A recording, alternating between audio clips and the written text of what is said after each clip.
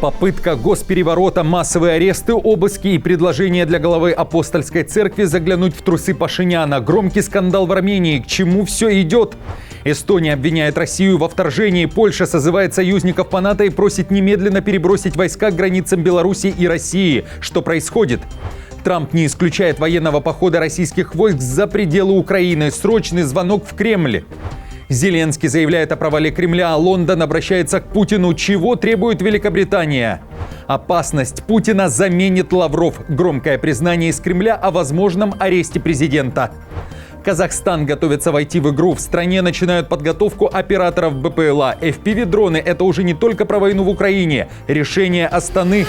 Иран казнит подозреваемых в шпионаже в пользу Израиля, а Нетаньяху заявляет об устранении 2 угроз. Трамп при этом анонсирует переговоры. Досмотрите. Всем привет, это «Время Прядку». Коротко, четко и по делу о том, о чем говорят в мире. Если вам есть что сказать, делитесь своими мыслями и отвечайте на мои вопросы в комментариях. За лайк и подписку буду особенно благодарен. Время начать. И начнем с событий в Армении. Страна кипит, внимание приковано к бурным событиям. Ереван заявляет о громком разоблачении и громких арестах. Премьер-министр Никол Пашинян уверяет, что предотвращена попытка государственного переворота. По его словам, за заговором стояло так называемое криминальное олигархическое духовенство. А среди задержанных не кто-нибудь, а архиепископ Армянской апостольской церкви Баграт Галстанян. Правоохранители предотвратили крупный и зловещий план криминально-олигархического духовенства по дестабилизации Республики Армения и насильственному захвату власти.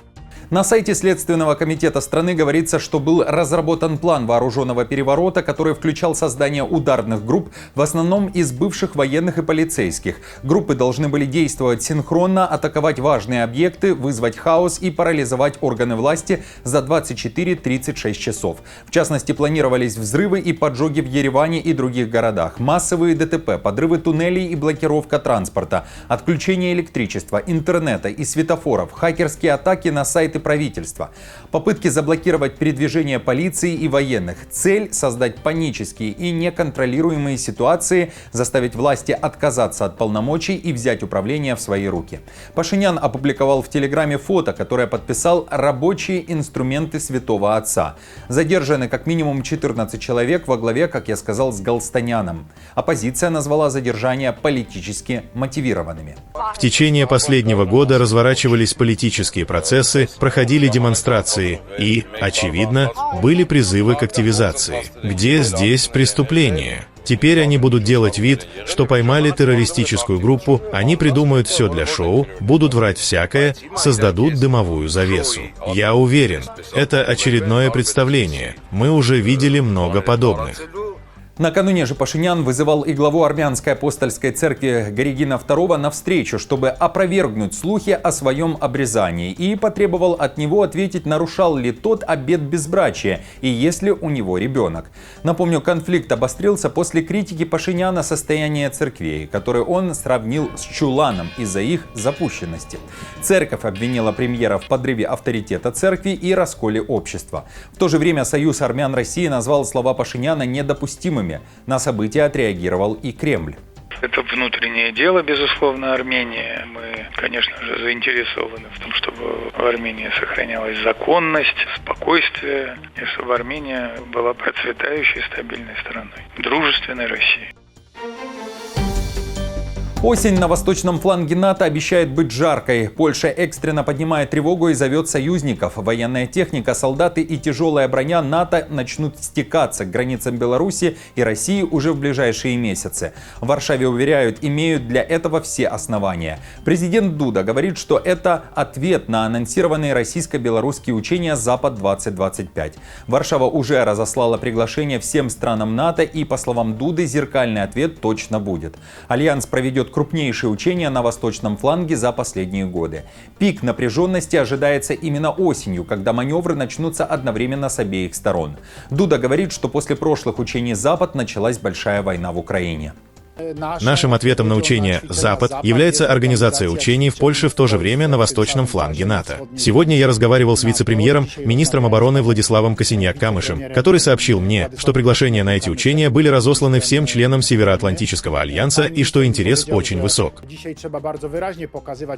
Сегодня необходимо очень ясно демонстрировать нашу готовность, нашу силу, то, что мы не недооцениваем ситуацию. Мы стойки и готовы защищать нашу территорию. Напомню, что Беларусь официально заявила о переносе своих учений вглубь страны, подальше от границ НАТО. Польша расценила это как позитивный знак. Но, по словам Дуды, расслабляться никто не собирается. В то же время в напряжении Эстония, которая часто фигурирует в отчетах западных разведок как страна, возможная площадка для войны между РФ и НАТО. В Таллине при этом уже сейчас заявляют о вторжении России, в частности в воздушное пространство. Российский Ил-76 МЧС РФ залетел в район острова Вайндло, нарушив границу на 4 минуты, сообщили в Минобороны Эстонии. План полета был, транспондер работал, но радиосвязь отсутствовала. МИД Эстонии вызвал временного поверенного РФ и вручил ноту протеста.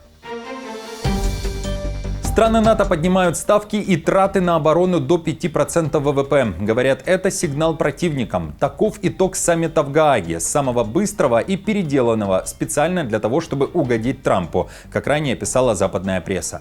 В итоговой декларации Альянса и Россия, и Украина упоминаются лишь по одному разу. РФ, в частности, для Североатлантического альянса долгосрочная угроза и угроза терроризма. Про Украину написано следующее. Союзники по НАТО вновь подтверждают свои неизменные суверенные обязательства о предоставлении поддержки Украине, безопасность которой – это вклад в нашу собственную безопасность, и с этой целью будут учитывать прямые взносы на оборону Украины и ее оборонную промышленность при расчете оборонных расходов стран. Главным гостем саммита и ключевой фигурой был Трамп. Он приехал одним, а уезжает, как сам заявил, другим человеком. Американский президент заявил, что был поражен увиденным, в частности, желанием европейцев защищать свои страны. Трамп на вопрос о том, есть ли вероятность, что территориальные амбиции Путина не ограничиваются одной лишь Украиной, заявил, далее цитата, «Я полагаю, это возможно». При этом, как и прежде, он хочет договориться с Путиным. О намерении созвониться с Кремлем заявил сразу после того, как встретился с Зеленским. И на этот раз разговор был без скандалов. Он оказался очень приятным человеком. Да, у нас были сложности, но сейчас все прошло хорошо. Думаю, он хочет окончания этой войны. По крайней мере, у меня такое впечатление после встречи. Я думаю, сейчас отличное время, чтобы это закончить. И я собираюсь поговорить с Владимиром Путиным, чтобы попытаться положить конец конфликту. СМИ отмечали, что на эту встречу Зеленский приехал уже в черном костюме и черной рубашке. Намеренно, чтобы не раздражать Трампа. Ведь в феврале именно Трамп был недоволен внешним видом Зеленского. Зеленский при этом также прокомментировал встречу с американским президентом и намекнул на провал Путина и России. Говорит, Кремль не побеждает. Рассказал президенту о том, как прошли встречи технической команды в Стамбуле, а также об обменах пленными и телами погибших. Россия передала нам своих же погибших. Сейчас в Киеве проводят экспертизы, чтобы найти их родственников. Поговорили о ситуации на поле боя. Путин точно не побеждает. Представил президенту факты о том, что реально происходит на местах. Немецкий канцлер, который также был в Гааге, сделал подобные заявления. Мерц говорит, что Россия недостаточно сильна, чтобы атаковать НАТО, но при этом Берлин не исключает такой возможности. Именно поэтому Мерц хочет создать самую сильную армию в Европе – немецкую. Мы хотим сделать немецкую армию самой сильной обычной армией в Европейском Союзе. Вот почему мы стремимся стать сильной европейской опорой Альянса с мощной оборонной промышленностью. Мира не видно. Макрон заявляет о долговременной угрозе, и именно этим обосновывает решение стран НАТО об увеличении расходов на оборону. Все эти действия мы предпринимаем. Позвольте напомнить и подчеркнуть это в контексте текущих обсуждений, потому что существует российская угроза. Я уже говорил об этом нашим согражданам несколько месяцев назад. Мы на протяжении многих лет живем в условиях Третьей российской войны в Европе. После Грузии и Крыма агрессивная война, начатая в феврале 2022 года, ясно дала понять, что это долговременная угроза. Именно поэтому мы все перевооружаемся, потому что это угроза у наших границ. Мировая пресса цитирует и представителя Лондона. Премьер Великобритании Стармер в своей речи направил несколько месседжей в Москву и фактически обратился к Путину. Тому надо сесть за стол переговоров, считает Лондон. Что касается Украины, позиция НАТО не изменилась, как и моя позиция. За последние пару дней в моих дискуссиях с лидерами я отметил реальную решимость, что сейчас самое время снова надавить, чтобы заставить Путина сесть за стол переговоров для безусловного прекращения огня. Президент Зеленский уже несколько недель демонстрирует готовность к безусловному перемирию. Сейчас время для Путина, который тянул время, прийти за стол переговоров. С российской стороны реакции на саммит НАТО было не так много. В частности, Медведев говорил уже не столько о членстве Украины в НАТО, которую пока не зовут в альянс, сколько о том, что уже Украина в ЕС – это угроза для России. Зампред Совбеза РФ намекнул в этом контексте и на уничтожение Украины, которая может не стать членом ЕС, если ее не станет. Таким образом, так называемая Украина в ЕС – опасность для нашей страны. Купирование этой опасности может быть двояким. А. Либо сам ЕС должен осознать, что киевское квазигосударство ему в принципе не нужно. Б. Либо, что безусловно предпочтительнее, если в ЕС просто некому будет вступать. Друзья, что думаете о всех этих заявлениях, о всех этих решениях и о том, что говорил в частности Трамп? Прошу оставить свою точку зрения, как всегда, в комментариях. И если вам не сложно, поставьте лайк этому видео, подпишитесь, нажмите колокольчик. Это необходимо для алгоритмов YouTube и очень важно для меня. Я думаю, вам это сделать несложно. Я продолжаю.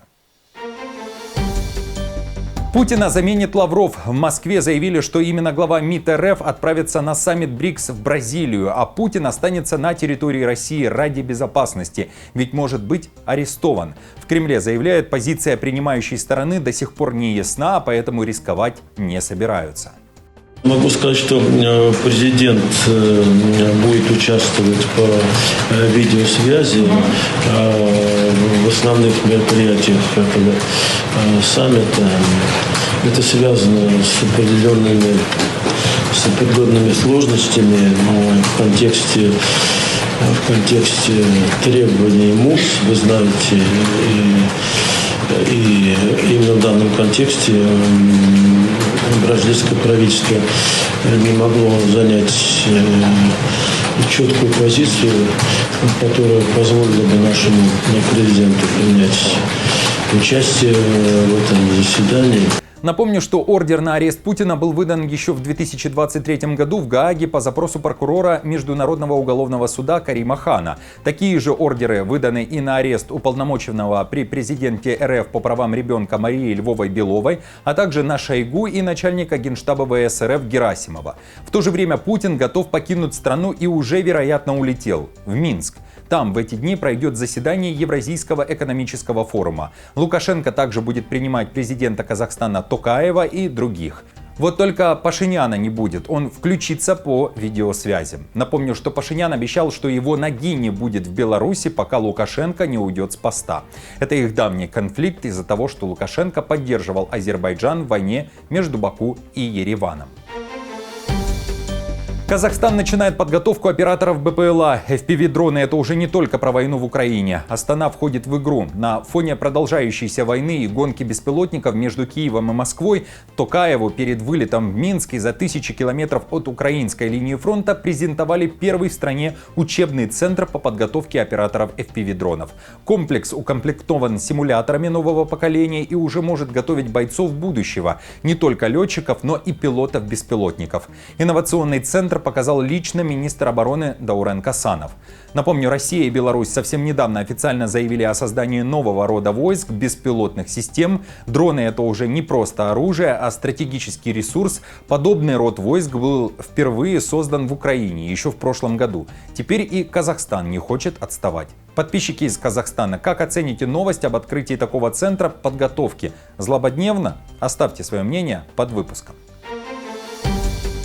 Мы взорвали их ядерную программу, она взлетела на воздух. Трамп продолжает уверять, что Иран остался ни с чем после точных ударов американцев. Кроме того, по его словам, и Иран, и Израиль устали, истощены, но могут снова сцепиться, возможно, даже скоро. В интервью, которое уже цитируют мировые агентства, американский президент дал понять, Вашингтон не считает нужным договариваться с Ираном любой ценой. Трамп говорит, что Тегеран не должен заниматься ядерной программой, а может переключиться на нефть. Уже на следующей неделе возможны возможны прямые переговоры между США и Ираном. Будет ли там подписан новый договор, неясно. Опять же, Трамп дал Ирану неожиданно мягкий сигнал. Америка не мешает Тегерану продавать нефть, потому что стране нужны деньги на восстановление. В то же время в Израиле говорят, что смогли устранить две угрозы. Мы одержали великую победу в кампании против угнетателя, который пришел, чтобы уничтожить нас, и благодаря этой победе мы устранили две непосредственные угрозы существованию Израиля, чтобы обеспечить вечное существование Израиля. В Иране при этом казнили 3 человека, обвиняемых в шпионаже на Израиле. За последние 2 недели по аналогичным обвинениям арестованы более 700 иранцев. Официальные лица заявляют, что казненные были завербованы Моссадом и, в частности, участвовали в контрабанде оборудования, которое израильские спецслужбы потом использовали для убийства высокопоставленных лиц в Иране. Друзья, хорошего вам дня, не забудьте подписаться на канал и поставить лайк этому видео, оставляйте также свои комментарии под этим видео, и я напомню, новости за неделю собраны в плейлист, переходите и смотрите, до встречи.